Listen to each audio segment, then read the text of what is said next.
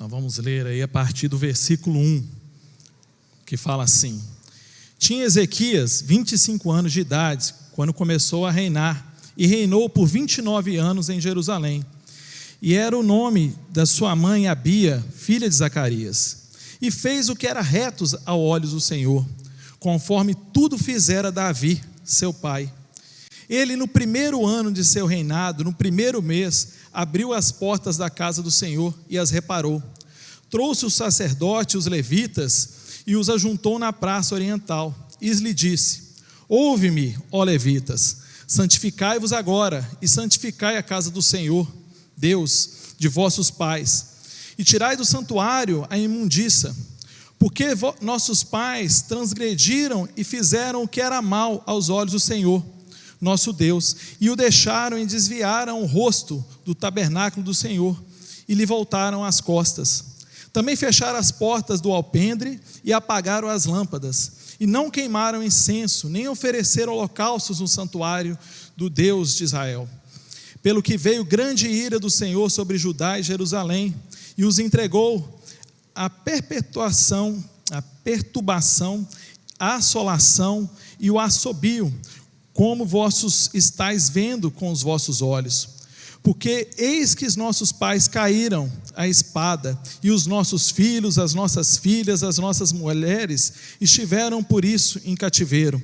Agora, eu tenho vindo ao coração que façamos um concerto com o Senhor, Deus de Israel, para que se desvie de nós o ardor da sua ira. Vamos orar? Senhor, pedimos, Senhor, que o Senhor fale aos nossos corações nessa noite, que a Tua palavra, Senhor, produza frutos e que ela possa nos edificar. Senhor, eu coloco-me agora à disposição do Senhor para trazer a mensagem que o Senhor quer falar aos seus filhos. É o que eu te peço, em nome de Jesus. Amém. O tema da minha mensagem nessa noite é o poder da decisão. A vida da gente é feita de decisões. Todos os dias nós tomamos decisões. Decisões pequenas, decisões médias, decisões grandes, decisões talvez não tão importantes, decisões muito importantes, decisões que às vezes vão afetar ali minutos da nossa vida, às vezes poucas horas, ou decisões que vão afetar anos e anos na nossa vida. E eu vejo que quando cai sobre nós problemas, quando nós estamos enfrentando dificuldades, quando estamos passando por terremotos, como cantamos aqui essa noite, precisamos tomar decisões de como vamos enfrentar esses problemas, como a gente vai agir mediante a esses problemas. Tem gente que às vezes vai se esconder dos problemas, mas tem pessoas que decidem olhar para frente, tem pessoas que decidem seguir em frente, tem pessoas que decidem desviar das diversidades da vida e tem decidido diariamente sobreviver aos problemas.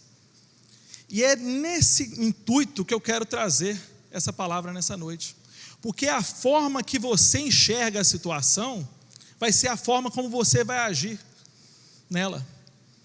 A ótica que você vê o problema, que você vai ser a forma que você vai tomar as decisões.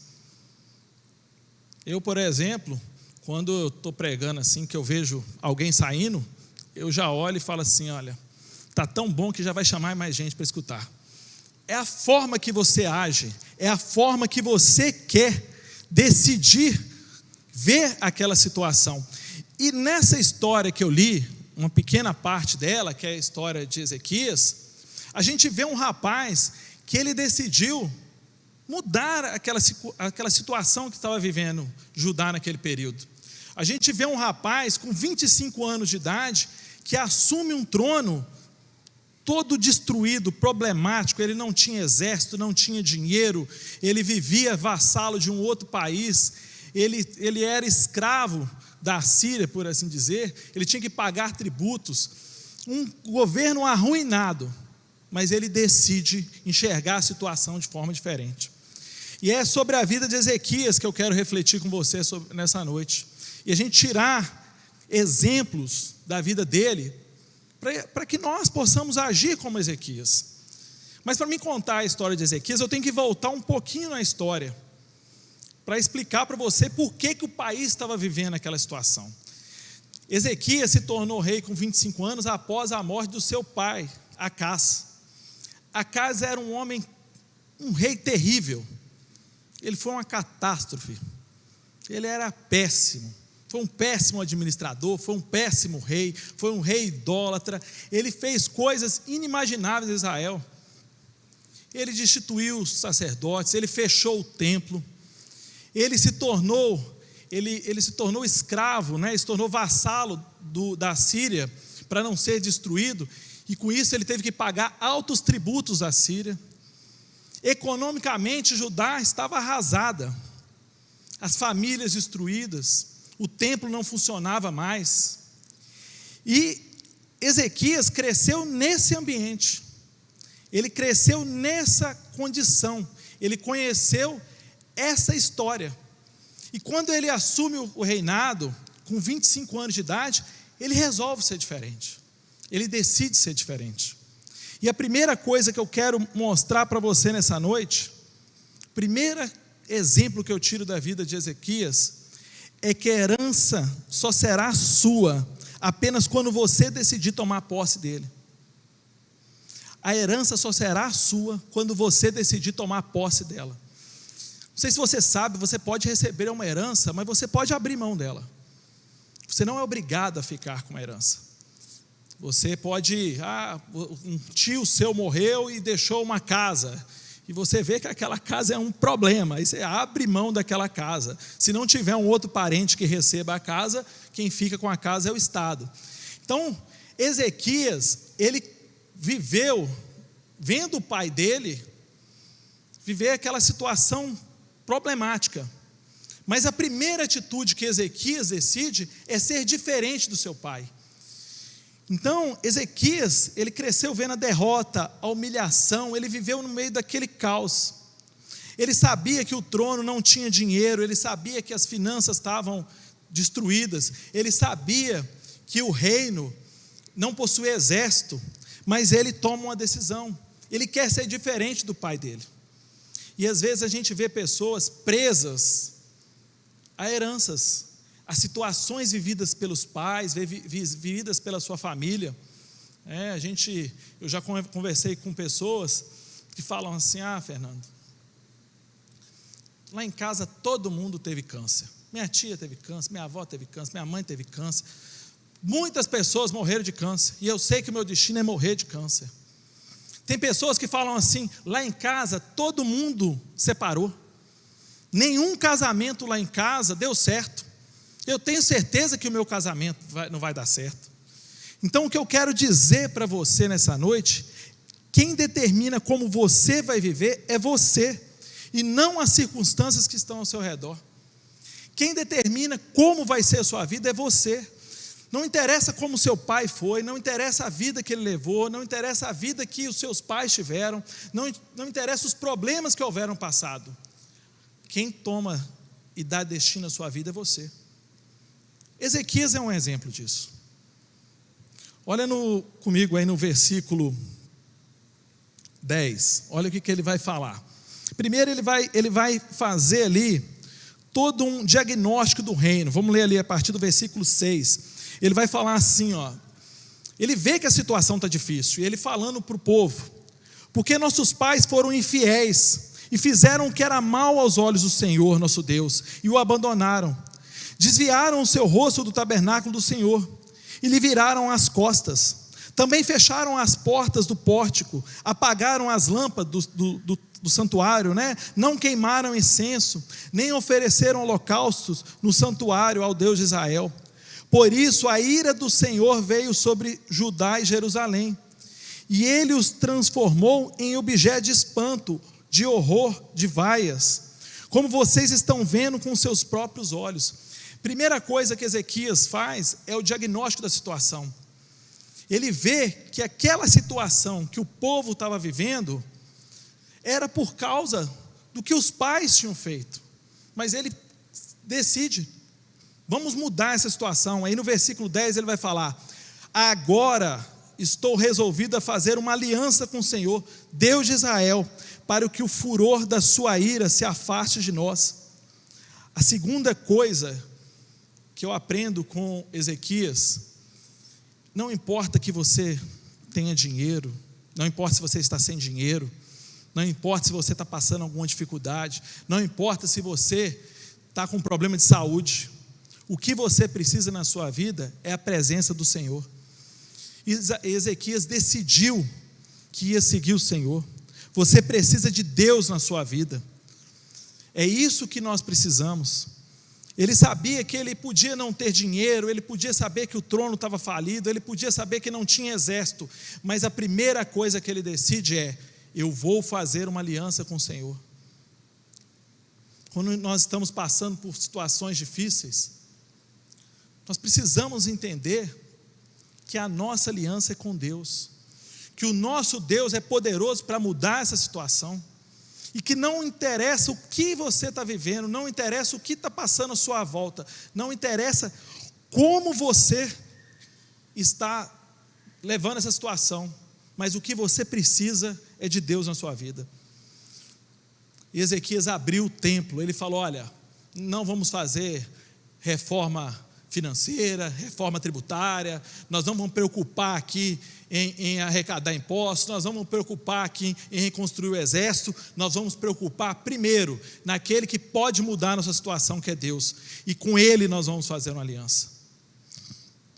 Então, eu vejo que Ezequias consegue mudar a história dele, porque ele faz um compromisso com Deus. Quem pode mudar a sua história é você, porque o que depender de Deus, Ele já mudou. Você precisa tomar decisões, você precisa tomar uma decisão certa na sua vida, você precisa romper com os paradigmas. Faça uma aliança com o Senhor, busque o Senhor, não importa o problema. Como eu falei, Ezequias ele sabia que ele não precisava do dinheiro, ele não precisava do exército, mas ele precisava de Deus junto com o povo, e ele decide isso. Terceiro ponto, que eu acho fantástico na vida de Ezequias, e está no versículo 2, lê comigo aí. Ezequias fez o que era reto aos olhos do Senhor, segundo tudo o que Davi, seu pai, havia feito.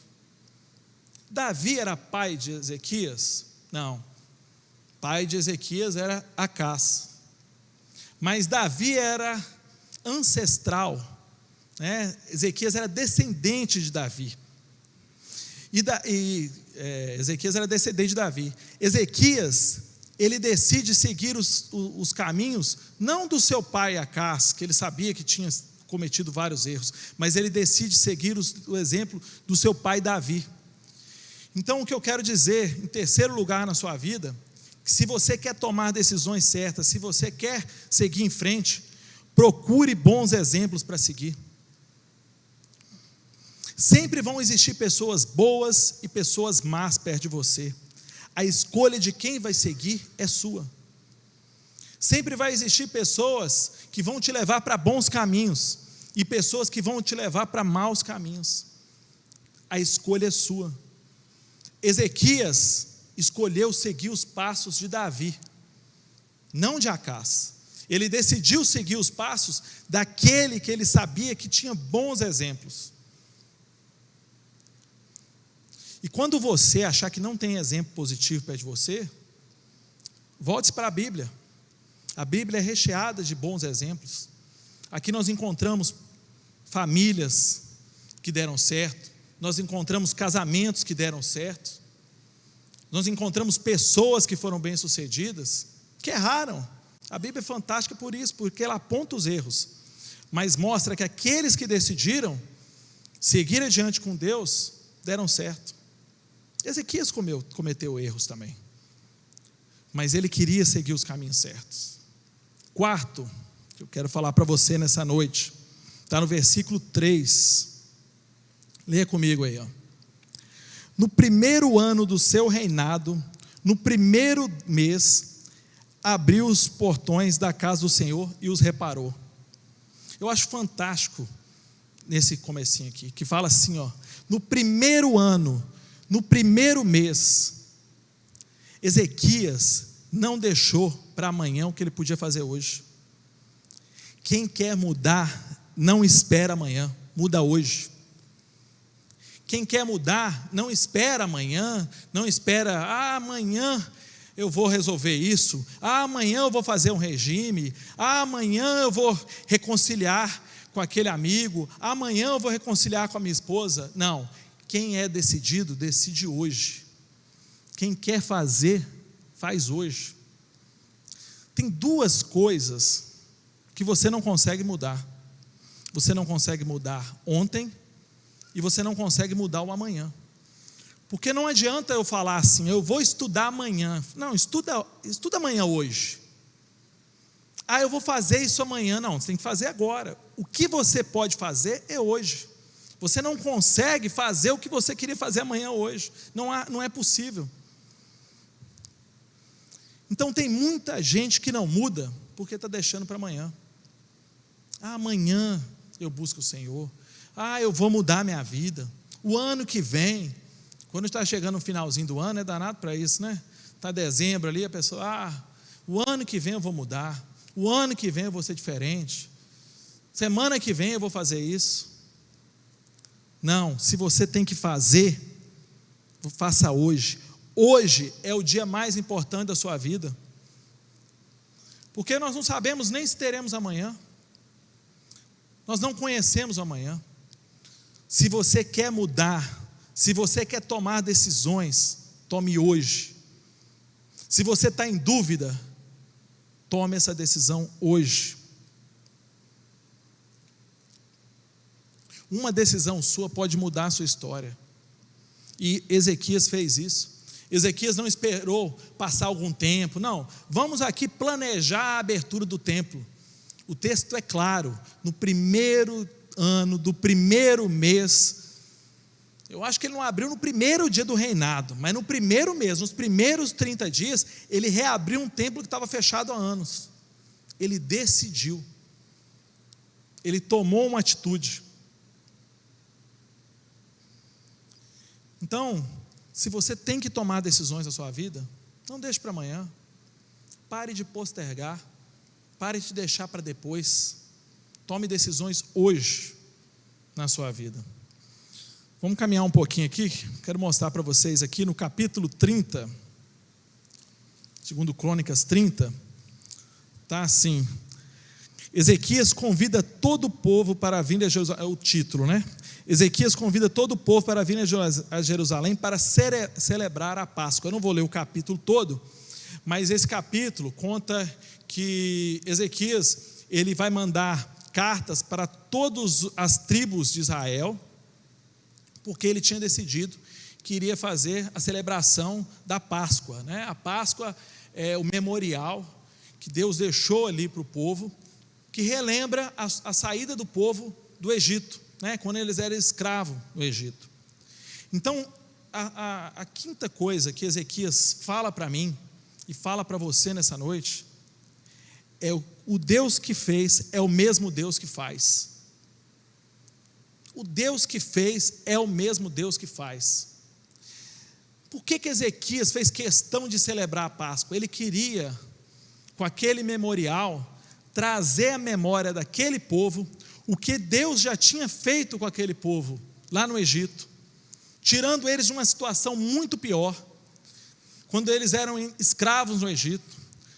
E ele conseguiu vencer o faraó. Ele tirou aquele povo dali, levou para a terra que ele tinha prometido. Então, com a celebração da Páscoa, Ezequias queria trazer à memória daquele povo o que Deus já tinha feito no meio deles. Isso é importante, porque a nossa memória é curta. A gente depara com um problema, e às vezes a gente fraqueja naquele problema, e às vezes nós já enfrentamos problemas muito maiores no passado, e nós vencemos os problemas, mas chega um determinado problema que nos derruba. Por que Deus estabelece memoriais?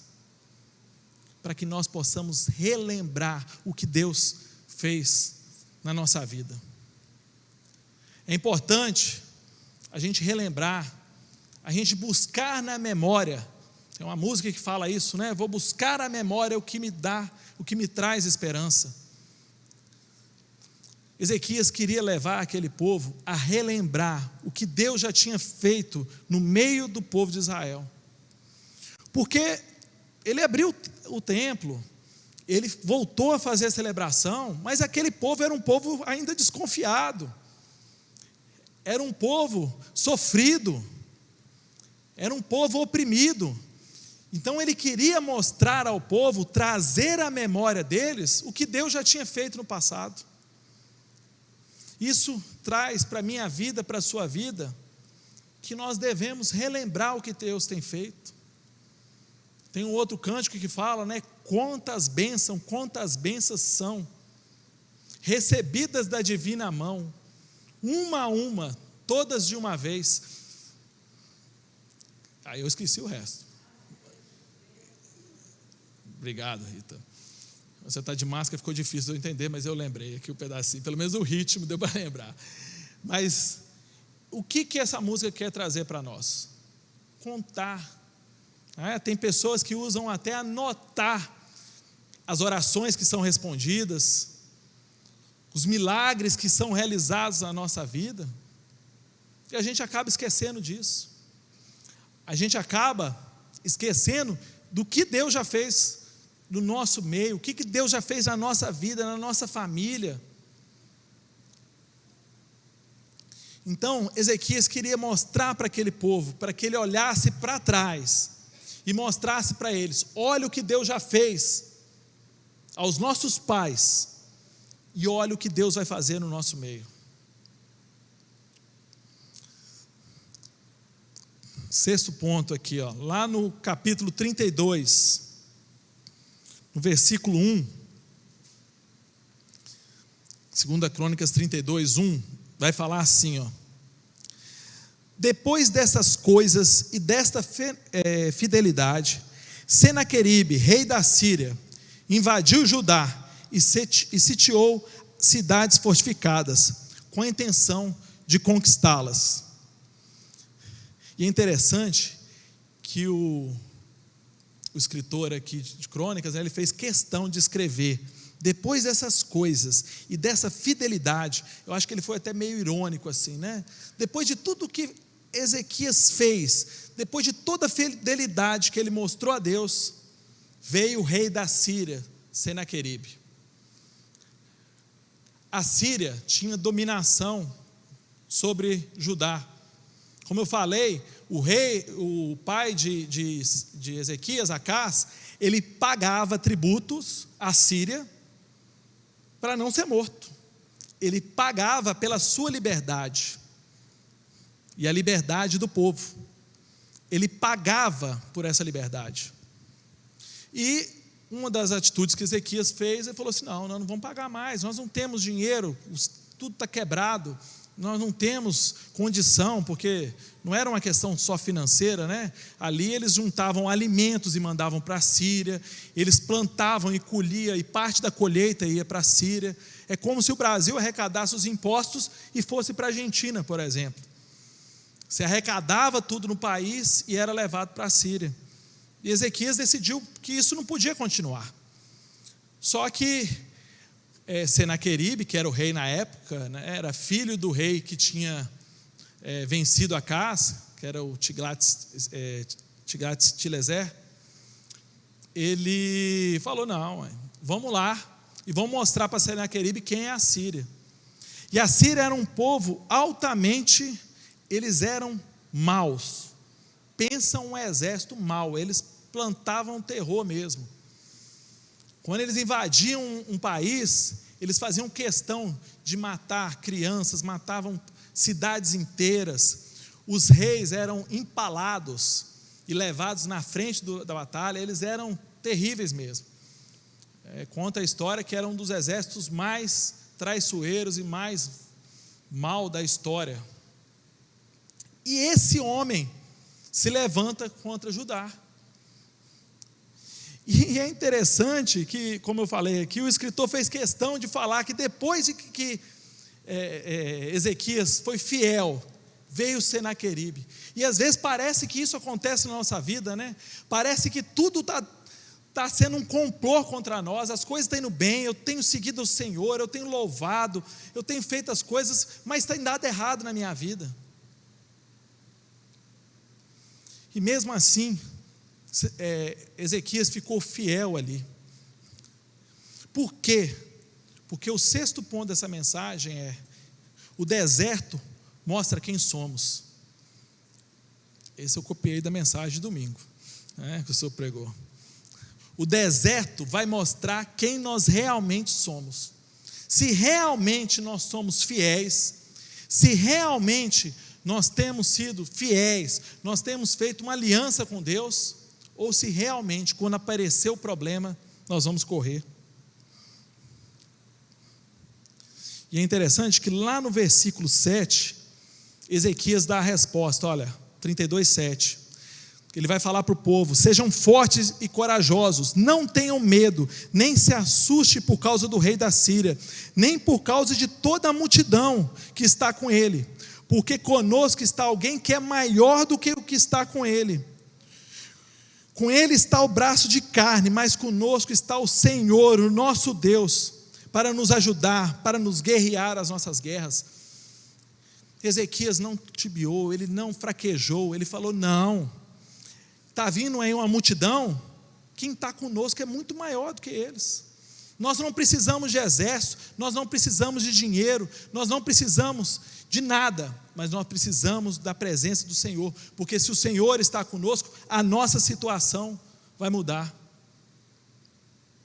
É nesse momento que nós vemos que realmente as pessoas que são fiéis a Deus, é nos momentos das dificuldades, nos momentos que os problemas aparecem, é que a gente vê aqueles que eu estou na situação difícil, mas eu louvo a Deus, eu estou bem, eu louvo a Deus, eu estou com problema financeiro, mas eu agradeço a Deus, a minha família está bem, eu louvo a Deus, a minha família está mal, eu oro a Deus, eu busco a Deus.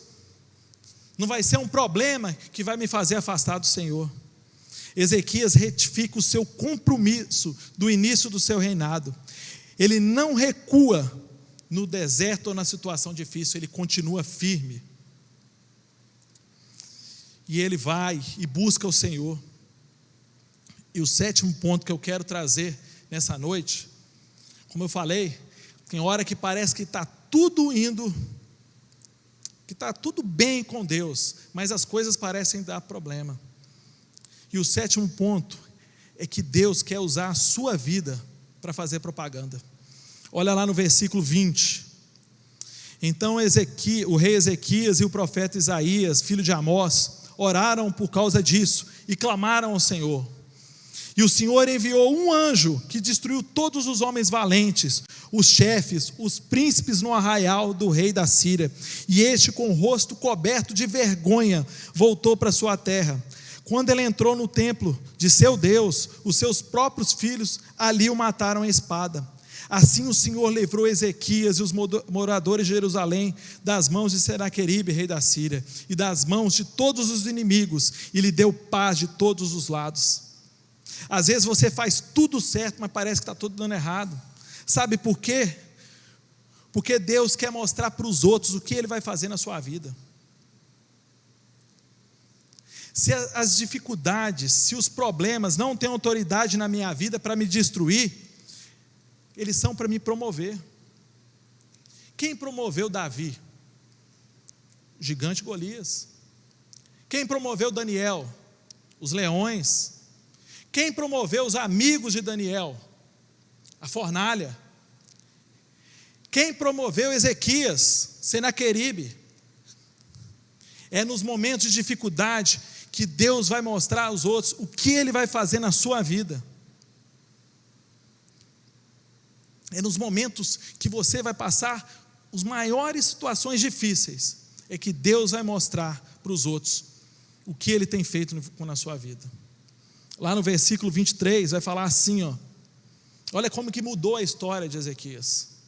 Muitos traziam presentes a Jerusalém ao Senhor, e coisas preciosíssimas a Ezequias, o rei de Judá, de modo que depois disso, ele foi exaltado à vista de todas as nações. Deus mudou a história de Ezequias, Deus mudou a história de Judá, porque um homem decidiu ser fiel a ele. E esse um homem, ele não ganhou aquela batalha sozinho, ele trouxe um povo junto com ele. Ele serviu de exemplo para todos aqueles de Judá ali. Ezequias não venceu ele venceu junto com todo o povo de Judá. Deus quer trazer vitórias para a sua vida, para mudar a vida da sua família, para mudar a vida da sua empresa, para mudar a vida daqueles que estão perto de você. As vitórias que Deus vai colocar na sua vida não vão mudar somente a sua história, mas podem mudar a história de gerações na sua família. Basta ser fiel. Ezequias foi fiel. Ele começou o reinado fiel. Ele fez festa e ele estava fiel. Veio o problema, ele continuou fiel.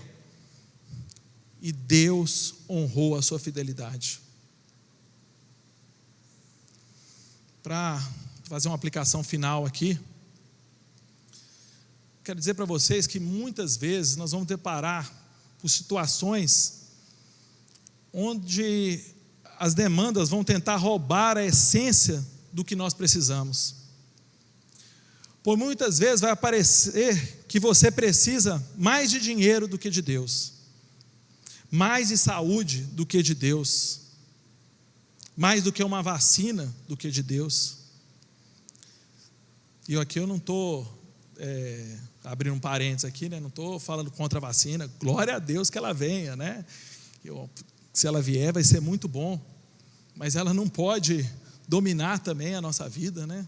Eu tenho um amigo que ele fica perto de mim e fala: Fernando, você acha que a vacina chega agora em janeiro? Você acha que vai ter seringa? Você acha que a vacina chinesa vai ser boa? Você acha que a inglesa vai ser boa? Você acha que ela vai chegar na temperatura certa? Você acha que vai dar certo? Eu falo: meu amigo, eu não vivo por vacina, eu vivo pelo Senhor dos Exércitos, pelo Deus da cura. Não que eu não acredite na vacina, acredito, creio, e graças a Deus que levantou cientista para que fizesse a vacina, para que ela viesse, mas ela não dirige a minha vida, ela não vai dirigir o meu coração. Vai ter momentos que você vai pensar que uma restauração, seja da sua família, seja da sua empresa, seja dos seus negócios, vão ser mais importantes do que Deus.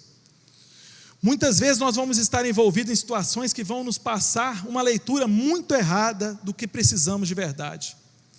É nesses momentos que os nossos olhos precisam estar abertos para entendermos, para termos maturidade, para usarmos a nossa memória e lembrarmos de tudo que Deus já fez. Ezequias me ensina que há um poder na decisão. Eu quero a mudança, eu quero viver de uma forma diferente. É uma decisão minha, é uma decisão sua. Não é mágica, mas é sim o poder da decisão. Eu quero viver com Deus. Deus vai ser o centro da minha vida, Deus vai ser o centro do meu ministério, Deus vai ser o centro da minha empresa, Deus vai ser o centro da minha família. Que você possa colocar isso no seu coração e descobrir que mais do que qualquer solução, você busque primeiro a Deus. Amém? Vamos orar? Senhor, louvamos, exaltamos o Teu santo nome, Senhor. Somos gratos, meu Deus, por termos essa certeza que o Senhor é aquele que, quando está na nossa frente, nada pode nos afetar. E mesmo que as circunstâncias ruins vierem, cremos que o Senhor conduzirá-nos à vitória. Cremos que o Senhor tem a melhor decisão, que aquilo que o Senhor decidir para nós, amém, temos que crer que é sempre o melhor. Senhor, traga ao nosso coração essa decisão, de tomarmos hoje uma decisão perante o Senhor, de decidirmos fazer uma aliança com o Senhor, e mudarmos radicalmente, às vezes, os nossos pensamentos, a nossa visão equivocada.